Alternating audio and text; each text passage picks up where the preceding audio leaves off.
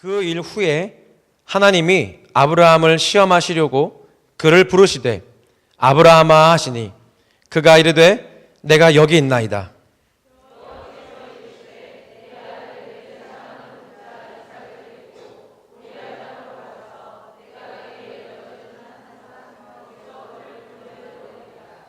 아브라함이 아침에 일찍이 일어나 나귀의 안장을 지우고 두 종과 그의 아들 이삭을 데리고 번제에 쓸 나무를 쪼개어 가지고 떠나 하나님이 자기에게 일러주신 곳으로 가더니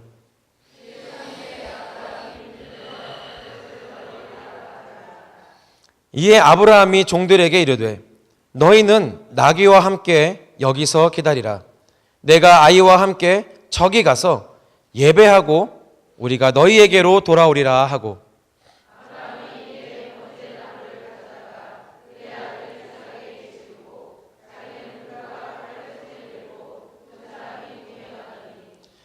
이삭이 그 아버지 아브라함에게 말하여 이르되 내 아버지여 하니 그가 이르되 내 아들아 내가 여기 있노라. 이삭이 이르되 불과 나무는 있거니와 번제할 어린 양은 어디 있나이까.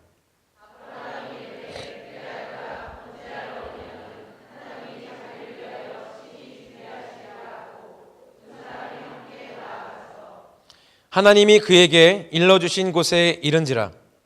이에 아브라함이 그곳에 제단을 쌓고 나무를 버려놓고 그의 아들 이삭을 결박하여 제단 나무 위에 놓고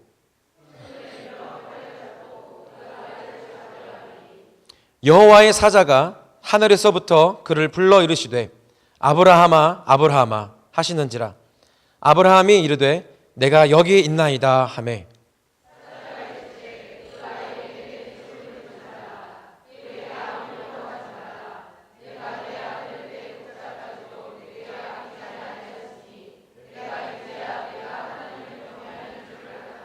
13절은 함께 읽도록 하겠습니다.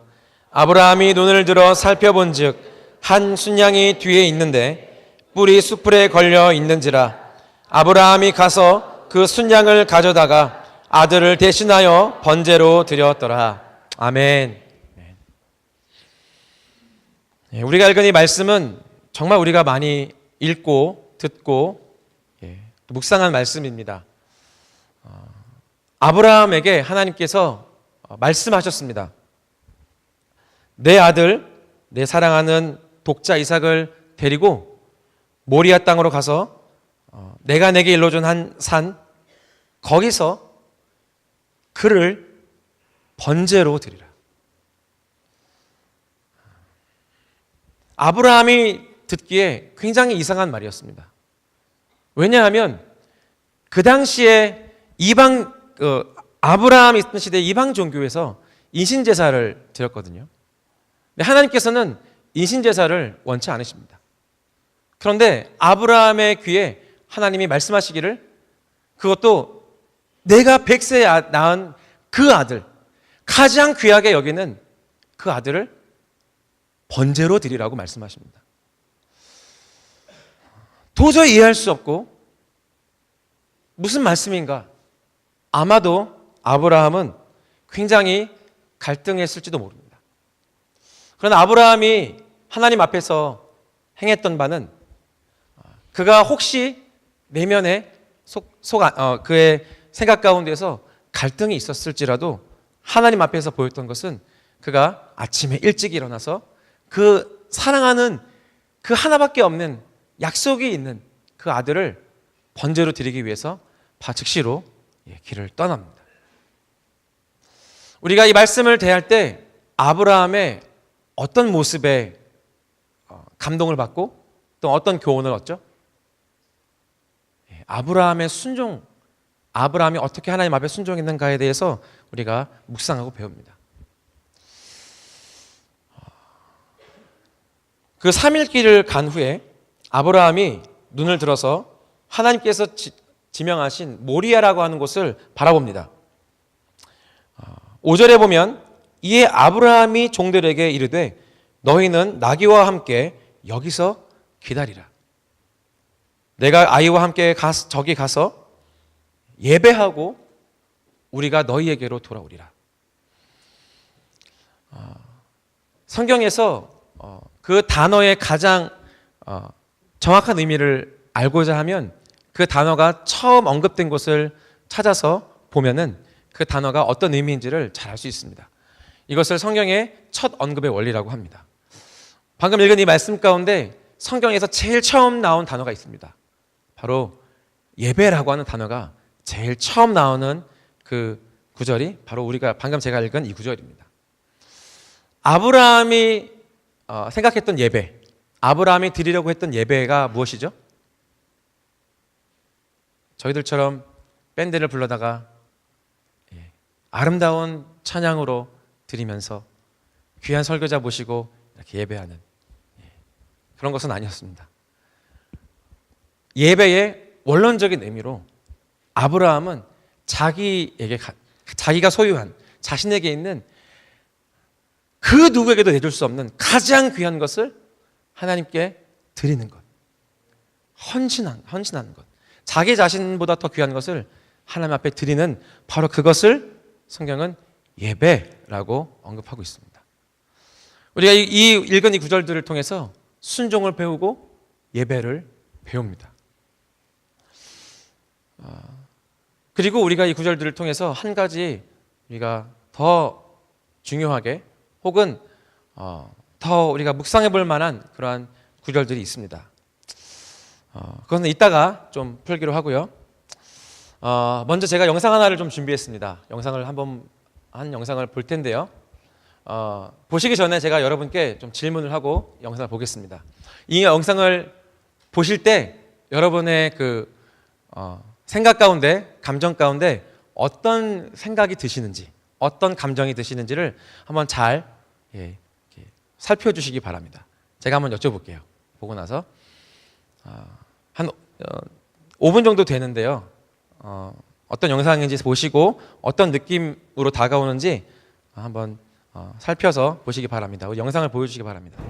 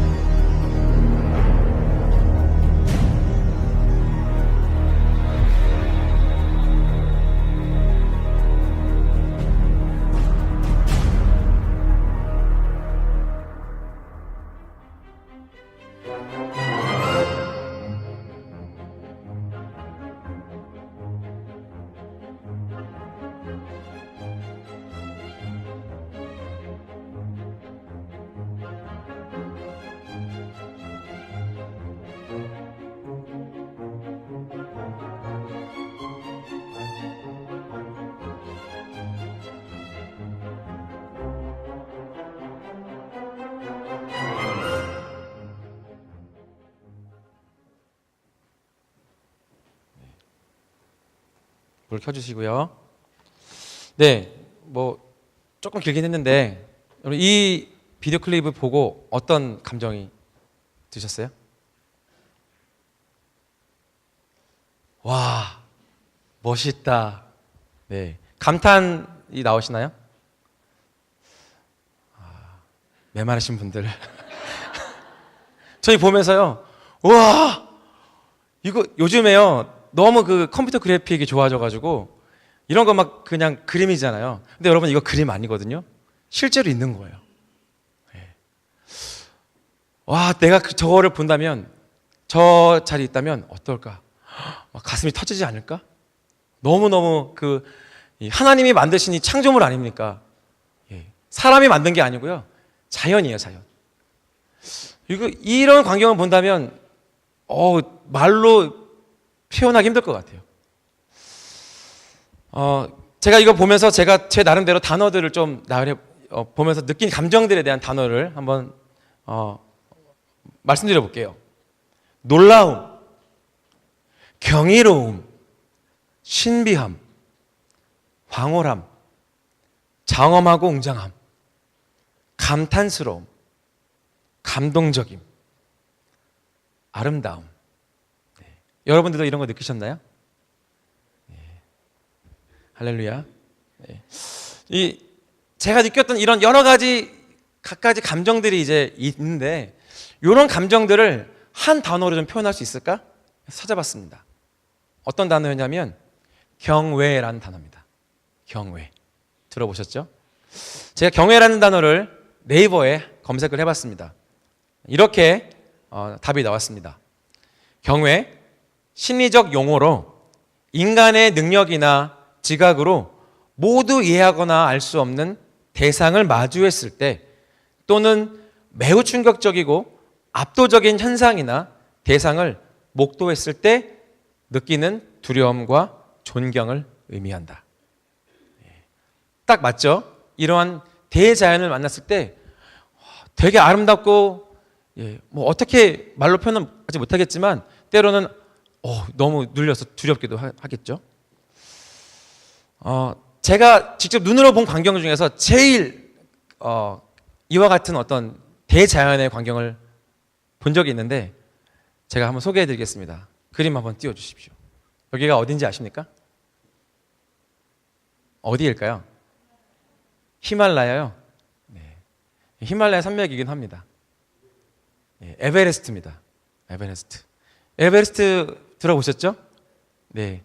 알려져 있기로 지구상에서 제일 높은 산으로 알려져 있습니다. 제가 한 10여 년 전에 2008년도를 기억하는데 제가 그 당시에 이제 원팅하우스 시절인데 지금 캐나다에 계시는 한초령 목사님하고 또 그 당시 간사로 계시던 최윤정 간사님하고 저하고 이렇게 얘기를 하다가 제 친구가 그때 그 당시에 네팔의 선교지에 있었습니다. 네팔 OM에서 파송한 선교사였는데 그 친구 좀 만나러 갈까?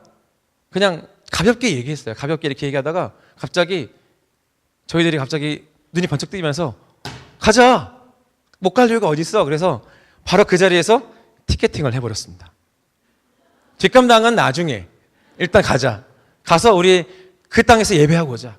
그렇게 우리가 탁 마음을 먹고 준비하고 갔습니다. 한 일주일 정도 일정을 잡고 갔는데 여러 지역을 다녔습니다. 전 세계에서 세 번째 높다라고 하는 안나푸르나도 가보고 여러 군데 가봤어요. 근데 에베레스트는 한 번쯤 가봐야 되지 않겠나. 그래서 갔습니다. 그 에베레스트 산을 보려면 그 산으로 들어갈 수가 없어요. 왜냐하면 등반가들이 이제 올라가는데 일반 사람들이 가려고 하면 거기에 입장료를 내야 돼요. 몇 천만 원을 내고 들어가야 됩니다. 입장료가 그래요. 그래서 멀리서 그 광경을 장관을 볼 수 있도록 에베레스트 뷰 호텔들이 있습니다. 그래서 그 중에 한 싼 호스텔을 잡아서 보이지도 않아야지 거기서 자고 올라가야 돼요. 거기서 자고 이제 저희가 거기서 예배하면서 에베레스트를 보면서 예배를 했던 적이 기억이 납니다. 근데 지금 구름을 막 쌓여 있잖아요. 참 신기한 게 이 에베레스트 이 정상을 볼 수 있는 날이 별로 없대요. 주로 구름에 이렇게 쫙 가려져 있고 운이 좋아야 볼 수 있다라고 합니다. 그래서 저희가 올라갔는데 할렐루야, 마침 구름이 싹 거치고 정상을 싹 보는 순간 오 마이 갓, 제가 그 정도밖에 안 돼서 감탄할 수 있는 말이 없는 거예요. 그래서 오 마이 갓, 오 마이 갓 그러면서 멋있다, 뭐 진짜 높구나 우러러 보면서 그렇게 막 구경했던 것이 이제 기억이 납니다. 근데요, 이 사진으로 보는 것하고 직접 거기서 탁 보는 것하고는요 비교가 안 됩니다. 뭐 사진으로 봐도 뭐 멋있다라고 하지만 직접 가서 딱 보면 와, 제가 아까 한 단어로 표현했죠? 경외. 딱이 나와요. 근데 저만 그런 게 아니더라고요. 그 에베레스트 마운틴, 에베레스트 산을 산이 이제 네팔하고 이제 그 티베트하고 이렇게 걸쳐 있어요. 그래서 이쪽은 티베트이고 이쪽은 이제 네팔인데 각자 그 지역에서 부르는 산 이름이 다릅니다. 네팔에서는요 사가르마타라고 불러요, 이 에베레스트를. 그래서 이게 무슨 뜻이냐면 세계의 정상 그리고 하늘의 이마라고 부르는 그런 뜻이에요. 아주 그 영적인 산으로 이제 모시고 있어요, 네팔 사람들이. 티베트도 마찬가지입니다. 이 티베트에서 이 산을 두고 초모 랑마라고 불러요. 세상의 어머니, 대지의 여신, 세계의 여신이라고 신이라고 부르고 있습니다. 그러니까 그 위대한 자연환경을 보는 저뿐만 아니고 거기에 살고 있는 사람들도 그 산을 보고 날마다 감탄하고 있는 거예요. 우리가 어떤 우리의 예상을 뛰어넘는 초월적인 어떤 광경들을 볼 때 막 감탄하고 경외합니다. 근데 이 경외감이요 모든 사람에게 있다는 거 아세요? 태어난 아기 때부터 모든 사람에게 이 경외감이 있습니다. 무의식, 의식, 잠재의식 존재해요. 그리고 그 경외감을 추구하고 갈망합니다. 제가 저희 예전에 진행교회 때 같이 사역했던 곽병원 목사님 기억하시죠? 지금 여섯걸음교회 담임하고 계시는 곽병원 목사님 첫째 딸 다나가 이제 돌이었을 때 얘기입니다. 저희가 그때 가정교회를 있었는데 다나가 이제 돌이어가지고 저희 가정교회 모임에서 이제 작은 케이크를 이제 촛불이 켜졌어요. 축하하고 축복해줬습니다. 초코 케이크를 샀거든요. 그래서 축하해주고 다나 너무 이제 축복한다라고 이제 다 끝내고 이제 젓가락으로 이제 초코 케이크를 먹었습니다. 근데 막 먹고 있는데 이제 그때 다나가 걸음도 잘 못 걷고 그럴 때였는데 제가 먹다가 제 앞에 왔길래 제가 초콜릿 케이크를 젓가락으로 집어서 그 아이에게 하고 먹여줬어요. 놀라지 않으시는군요. 애기 어머니들은 난리 납니다.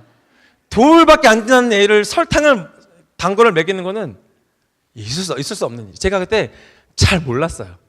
제가 나중에 너무너무 미안해가지고 저희 이제 아기를 키워보니까 그거는 절대 있을 수 없는 일이었던 거죠. 미안하다. 지금도 미안합니다. 근데 제가 그때 다나가 그거를 딱 먹었을 때 제 기억이 탁 남아요. 제가 입안에 탁 넣어줘서 이 아이가 옴을 하는 순간 이 아기가 그런 표정 짓는 거 처음 봤습니다. 눈이 이만해지는 거예요. 그러더니 그거 달라고 막 더 달라고 막 애걸복걸을 하는 거죠.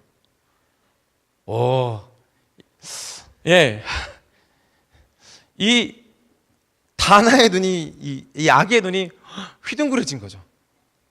이 세상에서 이 아이가 처음 경험한 맛, 느낌인 거죠.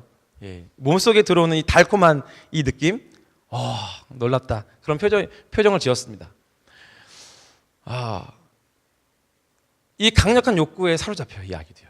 이게 경외입니다. 제가 여기 계신 분 한 분을 또 소개하려고 하는데 도삼양 사모님 얘기를 저희가 종종 듣죠.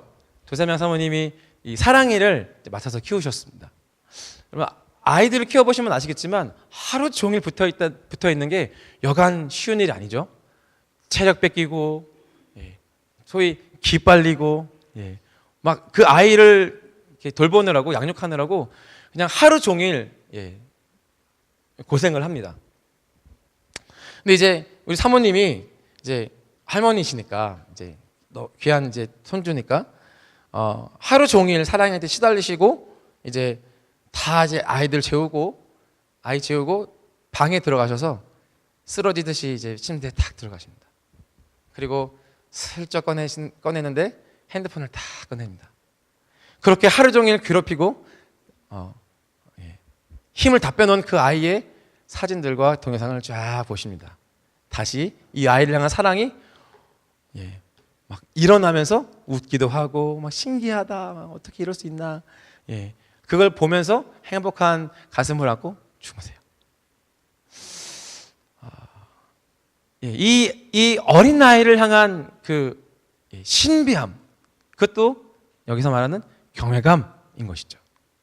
그래서 이 어린 아이로부터 모든 사람들이 그 마음에 경외감을 추구합니다. 그리고 그런 경외감을 느끼기 위해서 뭐 요즘 엑스스포츠라고 해서 막 고층 빌딩도 막 맨손으로 올라가고 짜릿한 걸 느끼기 위해서 그런 사람들이 또 있죠. 우리들 끌어당기는 그 감탄스러운, 우리를 사로잡는 그 매력들이 이 경외라고 하는 것입니다.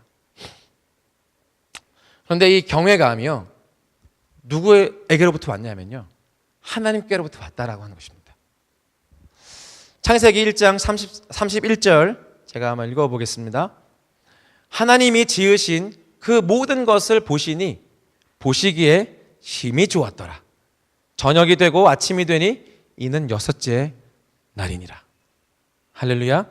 여기 하나님께서 지으신, 창조하신 모든 세계를 보시고 하나님께서 어떤 감정을 느끼셨습니까? 심히 좋았더라. 이거는 이 한국말로는 요게 표현이 좀 약하다고 생각합니다. 이 히브리어로 토브 메오드라고 하잖아요. 좋다, 너무 좋다. 감탄인 거죠. 하나님의 창조하신 완벽한 세계에 하나님께서 만족감을 느끼셨습니다. 경이롭다고 느끼셨어요. 그것을 표현하셨어요.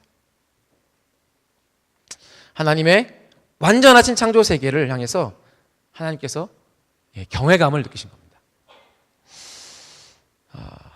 근데요, 우리가 누구의 형상으로 지어졌다고요? 하나님의 형상으로 우리가 지어졌습니다. 하나님께서 우리의 형상대로, 우리의 모습대로 인간들을 짓자라고 말씀하신 것을 기억하실 것입니다. 그래서 우리 안에도요, 하나님이 터보베어드라고 외치셨던 것처럼 우리 안에도 그것들을 외치고자 하는 갈망이 있습니다. 믿으십니까? 할렐루야. 그래서 앞에는 제가 경외라고 할 때 이제 보편적인 사전의 의미를 이야기했는데, 제가 지금 말씀드린 경외는 성경적인 의미의 경외입니다. 한번 들어보십시오.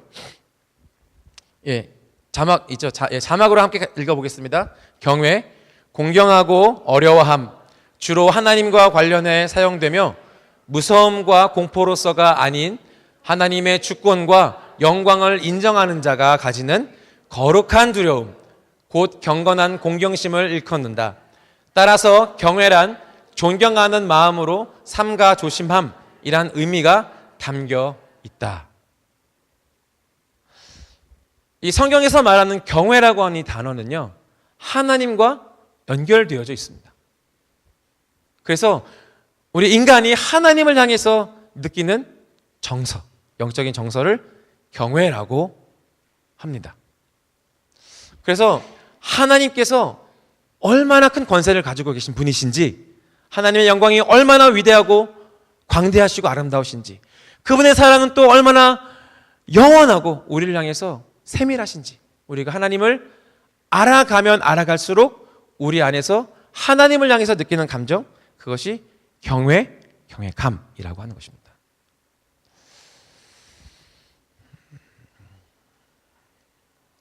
그런데 문제가 한 가지 있습니다. 문제가 있어요. 하나님과 우리 사이를 갈라놓고 있는 문제가 있습니다. 그것이 바로 죄라고 하는 것이에요. 죄. 죄는요, 우리 하나님과 우리 사이를 갈라놓을 뿐만 아니라 우리가 하나님이 아닌 다른 것들을 경외하도록 만들었습니다. 하나님이 계신 자리에 하나님과 관계하면서 느껴야 되는 그 경외감을 다른 것이 대체하도록 만들어버린 것이 죄가 한 일입니다. 창세기 3장 1절로 7절 말씀을 보도록 하겠습니다. 제가 읽도록 하겠습니다. 눈으로 따라서 읽어주시기 바랍니다.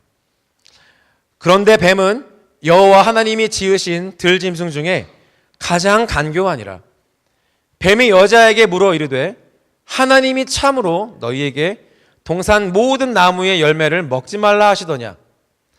여자가 뱀에게 말하되 동산 나무의 열매를 우리가 먹을 수 있으나 동산 중앙에 있는 나무의 열매는 하나님의 말씀에 너희는 먹지도 말고 만지지도 말라. 너희가 죽을까 하노라 하셨느니라. 뱀이 여자에게 이르되 너희가 결코 죽지 아니하리라. 너희가 그것을 먹는 날에는 너희 눈이 밝아져 하나님과 같이 되어 선악을 알 줄 하나님이 아심이니라. 여자가 그 나무를 본즉 먹음직도 하고 보암직도 하고 지혜롭게 할 만큼 탐스럽기도 한 나무인지라. 여자가 그 열매를 따먹고 자기와 함께 있는 남편에게도 주매 그도 먹은지라. 이에 그들의 눈이 밝아져 자기들이 벗은 줄을 알고 무화과 나무 잎을 엮어 치마로 삼았더라. 너무 익숙한 말씀이어서 별로 충격적이지 않으시죠? 그런데 이 사건은요, 인류 역사상 가장 슬프고 가장 충격적인 사건입니다. 뱀이 사람을 유혹합니다. 하와가, 이 뱀이 유혹해서 하와가 그 꾀임에 빠져서 원하게 된 것은 단순히 먹지 말라고 했던 그 선악을 알게 하는 그 열매를 먹는 차원이 아니에요. 그것을 뛰어넘어서 뱀이 하와에게 제시한 것은요, 하와가 창조주의 위치에 올라서서 하나님을 의존하지 않고 스스로 지혜를 가질 수 있고 오직 그분께만 속한 영광을 알고 경험할 수 있다라고 하는 거짓 소망을 넣어준 겁니다. 그러니까 이 선악을 알게 하는 금지된 과실을 먹은 아담과 하와는 한마디로 하나님처럼 되고 싶어 했던 거예요. 여기 뱀이 말하기를 너희 눈이 밝아져, 너희가 그것을 먹는 날에는 너희 눈이 밝아져 하나님 같이 돼요. 이들이 이 타락하게 된, 그리고 이 과실을 먹게 된 주요 이 갈망은 하나님처럼 되는 것이었어요. 이 사건이 우리 인류로 하여금 죄를 들어오게 했고, 아까 말씀드렸던 것처럼 하나님을 향해서 우리가 관계할 때 하나님을 향해서 가져야 하는 그 귀한 경외감이라고 하는 것을 죄로 인해서 다른 것으로 대체하게 됩니다. 하와는 그 경외감의 자리에 창조주가 아닌 피조물을 대체하게 됩니다. 저 과실이 나를 지혜롭게 하겠구나, 저 과실이 나를 하나님처럼 만들겠구나라고 하는 것에 이 경외감의 자리를 대체하게 됩니다. 그리고 그 자리에 자기 자신을 이제 올려놓기 시작하는 것이죠. 그래서 사람들은요, 이제는 하나님의 영광을 위해 살지 않고 자신의 영광을 위해서 살고, 하나님께서 그 주권을 가지시는 것이 아니고 내가 그 주도권을 가지고 있어야 하고, 또 다른 사람들을 이용해서 내 목적, 자신의 목적을 달성해야 돼라고 하는 그런 이기심이 들어오게 된 것입니다. 그것이 우리 인간의 본성이 되었습니다. 우리가 하나님을 경외해야 되는데 우리의 자아를 경외하게 되면서 온갖 이기적이고 반사회적이고 도덕적인 행위가 부도덕적인 행위가 나타났어요. 바로 그 아들 세대를 보면 알 수 있습니다. 가인과 아벨이 하나님께 나와서 제사를 드렸어요. 똑같이 하나님을 위해서 자신이 가지고 있는 것을 가지고 희생 제사를 드리게 됩니다. 그런데 아시는 것처럼 가인의 제사는 거절하시고 아벨의 제사는 받으셨어요. 이때 가인이 무엇을 느끼죠? 시기심을 느낍니다. 그 시기심을 주체하지 못하고 그 자신의 동생 아벨을 쳐서 죽이죠. 살인자가 됩니다. 형제를 죽인 자예요. 여러분, 만약에 가인에게 하나님을 경외하는 마음이 있었다라고 한다면 그런 상황이 왔을 때 어떻게 했을까요? 만약에 가인이 하나님을 경외하는 마음이 있었다라고 한다면 하나님이 가인 자신의 제사를 거절하셨을 때 이렇게 했을 겁니다. 하나님, 제가 하나님께 드린 제사가 하나님께 기쁨이 되지 못하는군요. 슬프지만 죄송합니다. 인정하겠습니다. 그리고 나의 예배가 잘못되었음을 받아들이고 다시 즐거운 마음으로 이제는 하나님께서 기뻐하시는 제사를 드리겠습니다. 라고 해야 정상인 것이죠. 그런데 하나님을 향한 경외의 마음을 잃어버렸기 때문에 그 자리에 자기 자신의 자존심이 거기에 놓여 있었기 때문에 거절감에 의해서 형제를 죽이는 범죄를 하게 됩니다. 왜곡된 것이죠. 이제 인간은 하나님을 거역하게 됩니다. 이제 인간은 하나님을 기쁘시게 하는 것이 무엇인지 생각하지 않습니다. 하나님의 통치, 그분의 거룩한 뜻, 영원한 영광, 이런 것에는 관심이 없습니다.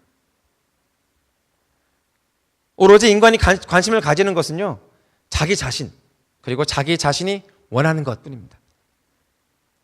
인간은 하나님을 망각했고 자신을 그 중심에 세워버립니다. 그래서 인간의 삶을 지배하는 그 악함이 인간의 마음을 지배하는 대체된, 그리고 잘못된, 왜곡된 경외심이 들어오게 되는 것이죠. 경외감이요, 영원한 것 아세요?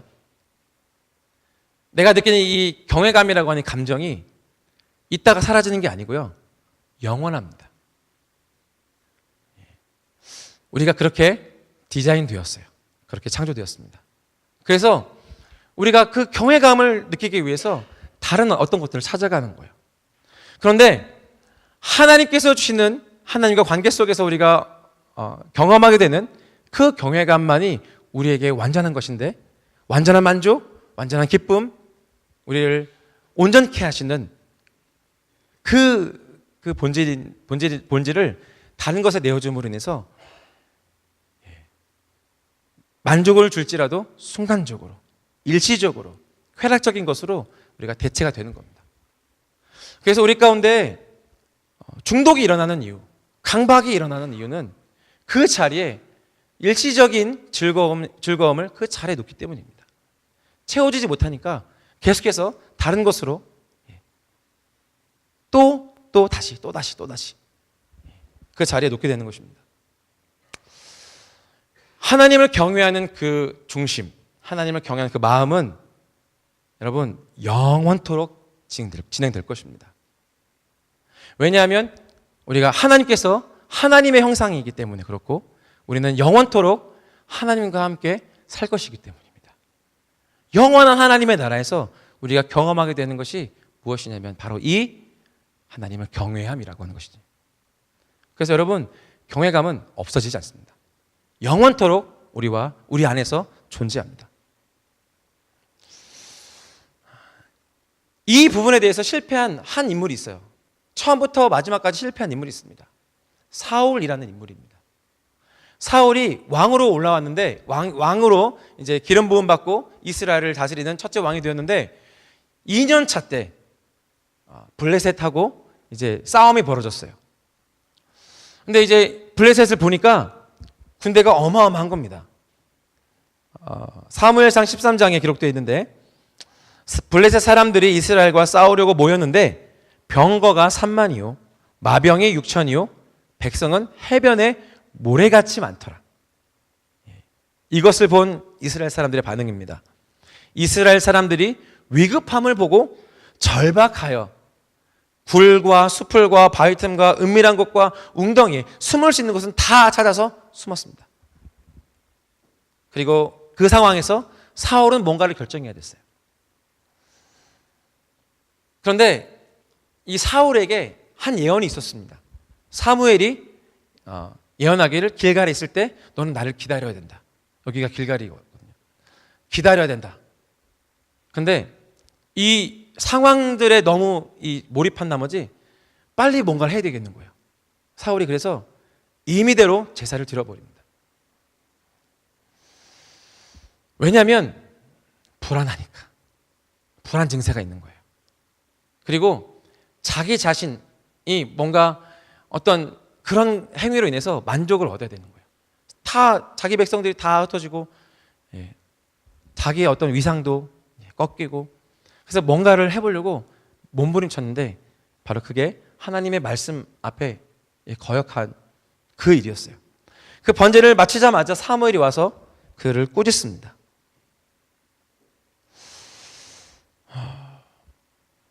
만약에 사울이 하나님을 경외하는 중심이 있었다면 어땠을까요? 아직 사무엘이 오지 않았다 하더라도 저 눈앞에 블레셋 군대가 막 자기들의 군대를 자기 나라를 위해서 쳐들어오는 그 상황을 보고 있음에도 하나님께서 말씀하신 것이 맞습니다. 내가 비록 여기서 죽을지라도 하나님의 말씀이 옳고 선하기 때문에 나는 여기에 있겠습니다. 라고 해야겠죠. 이것이 하나님을 경외하는 자의 모습입니다. 사울은 이것에 실패했고 그래서 그 왕위를 하나님의 마음에 맞는 사람 다윗에게 넘겨주십니다. 하나님 경외하기를 잃어버렸어요. 그리고 훗날 아말렉과의 전투에서도 그것이 여지없이 드러납니다. 아말렉과의 전쟁에서 다 진멸하라. 남기지 말고 다 진멸하라고 말씀하셨는데 좋은 것, 아주 최상 품질의 가축과 물건들에 눈이 멀어서 남겨버립니다.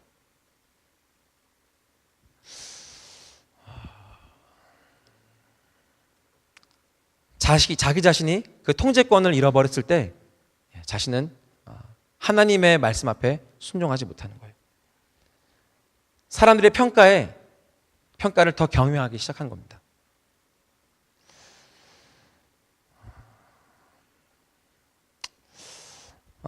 창세기 22장 우리가 읽었던 이 아브라함의 이 말씀을 좀 다시 한번 볼 텐데요. 10절부터 12절 같이 한번 읽어보겠습니다. 10절부터 12절 함께 읽도록 하겠습니다. 시작. 손을 내밀어 칼을 잡고 그 아들을 잡으려 하니 여호와의 사자가 하늘에서부터 그를 불러 이르시되 아브라함아 아브라함아 하시는지라. 아브라함이 이르되 내가 여기 있나이다 하매 사자가 이르시되 그 아이에게 내 손을 대지 말라. 그에게 아무 일도 하지 말라. 내가 내 아들 내 독자까지라도 내게 아끼지 아니하였으니 내가 이제야 내가 하나님을 경외하는 줄을 아노라. 아멘. 하나님께서 아브라함을 테스트하셨습니다. 시험하셨습니다. 아브라함의 안에는 무엇을 보기를 원하셨다고요? 진짜 아들을 죽이려고 했습니다. 그 칼을 들고 힘을 다해서 내리치려고 할 때 그때 하나님의 사자가 말씀하시기를 내가 내 손을 대지 말고 아무 일도 하지 말라. 그리고 이렇게 말씀하시죠. 내가 내 아들 내 독자까지라도 내게 아끼지 아니하였으니 내가 이제야 내가 하나님을 경외하는 줄 아노라. 하나님께서 아브라함에게 보기를 원하셨던 것은 단순히 순종만이 아니었어요.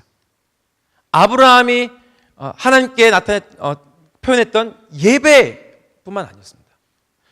오히려 그 순종과 그 예배를 하나님 앞에 드릴 수 있게 했던 참 동기, 진짜 그 뿌리가 무엇인지를 주님은 보기를 원하셨던 것입니다. 그것이 무엇이라고요? 하나님을 경외하는 것입니다. 하나님이 누구신지, 하나님이 어떤 분이신지 그것을 아는 것, 그분이 나와 어떤 관계인지 그것을 참 아는 것을 말하는 것이죠.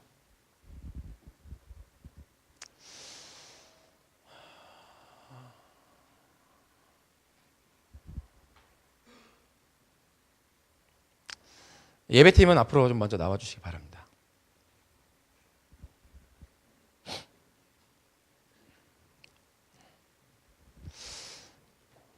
하나님께서 아브라함을 부르시고 너에게 있는 가장 귀한 것을 나에게 가지고 와라 라고 말씀하시고 그것을 통해서 아브라함 안에 있는, 이미 그 안에 주어져 있는 하나님 앞에 하나님을 경외하는 그 경외심을 하나님께서 보기를 원하셔서 이 일들을 행하셨어요.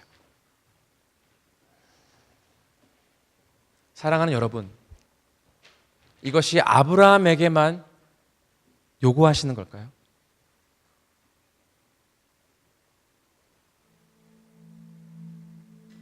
하나님께서 아브라함은 그러할 만한 그릇이 되니까 그렇게 하신 걸까요?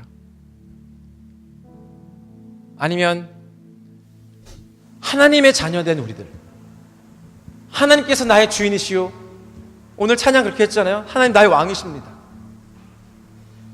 주님은 나의 힘이시고 내가 오직 의지할 뿐이십니다 라고 하는 고백을 드리는 그리스도인들, 우리들에게는 그렇게 이것을 요구하지 않으실까요? 아브라함에게 요구하셨다면 하나님을 믿는 우리들에게도 이것을 보기를 원하십니다. 왜냐하면 이미 그것이 우리 안에 있기 때문입니다.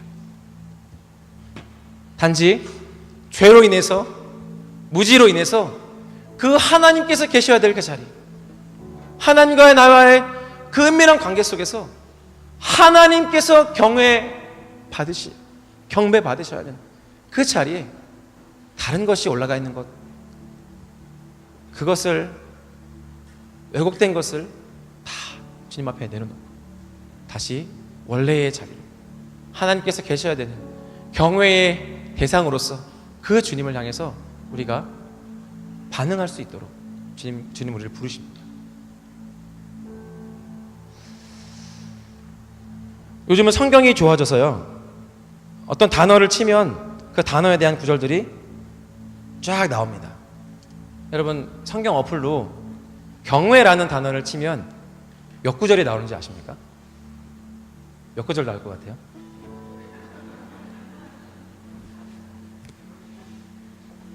구구절절? 예. 173구절이 나옵니다. 하나님께서 이 성경 말씀 가운데서 우리들에게 하나님을 경외하라고 하는 이 말씀이, 여기 있는 구절이 다 하나님을 향한 건 아니지만 수많은 구절을 통해서 너는 나와 관계 속에서 넌 날 경외하라 라고 말씀하세요. 여러분, 그 중에서 시편과 잠언에 하나님께서 하나님을 경외하는 자는 이러이러한 사람이다, 하나님을 경외하는 자에게는 이러한 보상과 복이 있다라고 기록되어 있어요. 그 말씀 중에서 제가 몇 구절을 좀 뽑았습니다. 시편 2편 11절 함께 읽겠습니다. 여호와를 경외함으로 섬기고 떨며 즐거워할지어다. 시편 25편, 여호와의 친밀하심이 그를 경외하는 자에게 있으며 그의 언약을 그들에게 보이시리로다. 여러분, 우리가 요즘 최근 들어서 하나님과 우리와의 관계 속에서 친밀함을 추구하는 그 영성이 많이 부각되어 있습니다. 그리스도의 신부요, 친밀한 자로서 우리가 하나님 앞에 나아가기 원합니다. 근데 시편에서 뭐라고 말씀하십니까? 여호와의 친밀하심이 그를 경외하는 자에게 있으며, 하나님을 경외하는 자에게 하나님께서 그를 가까이 대하신다라고 하는 거죠.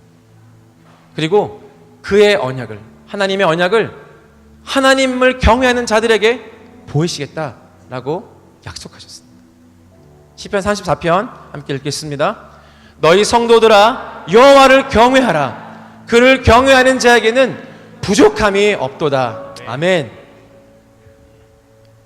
그 다음 시편 103편 함께 읽겠습니다. 아버지가 자식을 긍휼히 여김같이 여호와께서는 자기를 경외하는 자를 긍휼히 여기시나니. 시편 119편 주를 경외하게 하는 주의 말씀을 주의 종에게 세우소서. 시편 145편 그는 자기를 경외하는 자들의 소원을 이루시며 또 그들의 부르짖음을 들으사 구원하시리로다. 잠언의 말씀으로 넘어갑니다. 잠언 1장 함께 읽겠습니다. 여호와를 경외하는 것이 지식의 근본이거늘 미련한 자는 지혜와 훈계를 멸시하느니라. 잠언 3장 스스로 지혜롭게 여기지 말지어다. 여호와를 경외하며 악을 떠날지며. 잠언 9장 여호와를 경외하는 것이 지혜의 근본이요 거룩하신 자를 아는 것이 명철이니라. 잠언 22장 겸손과 여호와를 경외함의 보상은 재물과 영광과 생명이니라. 할렐루야, 할렐루야. 부분적으로 발췌한 것입니다. 여호와를 경외하라 라고 하는 시편의 수많은 말씀이 기록되어 있습니다. 그리고 하나님을 경외하는 자에게는 하나님께서 약속을 주시고 그리고 그에게 아름다운 보상으로 그를 세우신다라고 말씀하고 계십니다. 아브라함 같은 그런 믿음 좋은 사람에게만 하나님을 경외하도록 요구하지 않으셨습니다. 우리의 연차가, 신앙의 연차가 얼마든지 얼마이든지 상관없습니다. 하나님을 경외하는 중심이 있다면. 이런 건 아니겠죠. 오늘 할당된 그 맥체인 성경 읽기 열심히 읽고 다 읽었다, 뿌듯해. 오늘 기도 많이 했다, 됐어. 이런 게 아니겠죠. 하나님을 경외함으로 하나님을 향해서 나아갈 때는 이런 수준이 아니겠죠. 습관적인 것, 껍데기 같은 것들, 아무런 감흥도 없는, 우리의 이 가슴이 알잖아요. 감격이 사라지고 감동도 없다. 왜 그런지 아십니까? 하나님을 경외하는 그 자리에서 벗어났기 때문입니다. 하나님을 경외하는 자들의 기도는요, 그렇게 허무하지 않습니다. 하나님이 어떤 분인지 아는 거예요. 내가 가지고 있는 문제 이거 해결해 주십시오. 내가 이거 하고 싶습니다. 이거 되게 해 주십시오. 이런 것만 기도하지 않아요. 내가 경외하는, 내가 거룩한 공경심으로 나의 하나님, 나의 주인이신 그분께서 원하시는 것이 무엇인지를 가르쳐 주십시오. 주님, 내가 그것을 위해서 기도하고 싶습니다. 찬양할 때 오늘 또 이 찬양하네? 이렇게 반복을 많이 하지? 저 정도면은 내가 더 잘하겠다. 저의 마음입니다. 저의 교만이에요. 하나님을 경외하는 자의 찬송은요, 악기가 이상해도 그 안에 경외하는 마음이 있기 때문에 눈물이 나는 거예요. 말씀을 보면 여러분, 이 말씀이요 영원합니다. 이 세상이 다 썩어 없어질지라도, 다 무너져도요, 이 말씀은 영원합니다. 1.1획도 변하지 않습니다. 근데 이 말씀을 대할 때 경외하는 자의 중심을 가지고 이 말씀을 읽는다면 어떻겠습니까? 우리의 신앙생활이 어떻겠습니까? 우리의 찬양이, 우리의 예배가, 우리의 삶의 매 순간순간의 태도가 어떻겠습니까? 여러분, 아브라함이 하나님을 단번에 경외한 것이 아닙니다. 아브라함이 경험한 것이 무엇인지 아십니까? 자신의 가치관과 충돌했어요. 경험과 충돌했습니다. 자신의 상식과 맞받아 이게 마주친 거예요. 이해가 안 돼요. 자존심도 충돌했어요. 이때 아브라함이 가졌던 태도는, 네 주님, 내가 이런 가치관과 경험과 지식과 이런 좋은 것이 있지만 나의 경외하는 하나님, 당신께서 이해하지 못할 말씀을 하시더라도 그것이 옳습니다.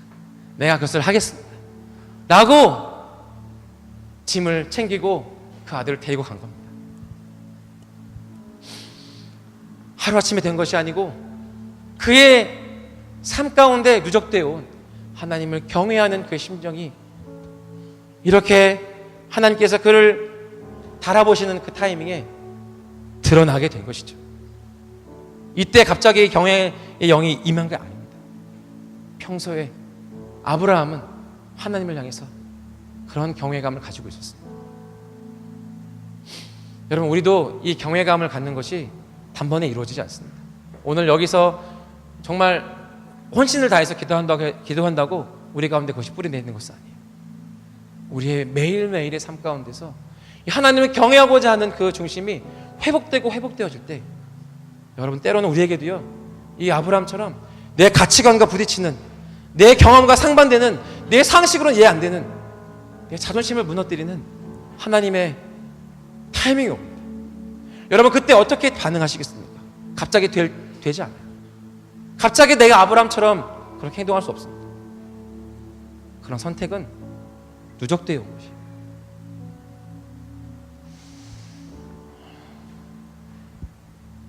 모든 인간 내면에 존재하는 경외함의 자리는요, 영원토록 변하지 않습니다. 영원토록 변하지 않아요. 다만 그 대상이 바뀔 뿐입니다. 오늘 우리 가운데 하나님을 경외하는 것이 무엇인지를 배우기를 원합니다. 하나님을 경외하는 자의 그 중심이 무엇인지를 우리가 하나님께 구했으면 좋겠습니다. 그리고 하나님께, 주님께 우리 이런 음성을 들었으면 좋겠습니다.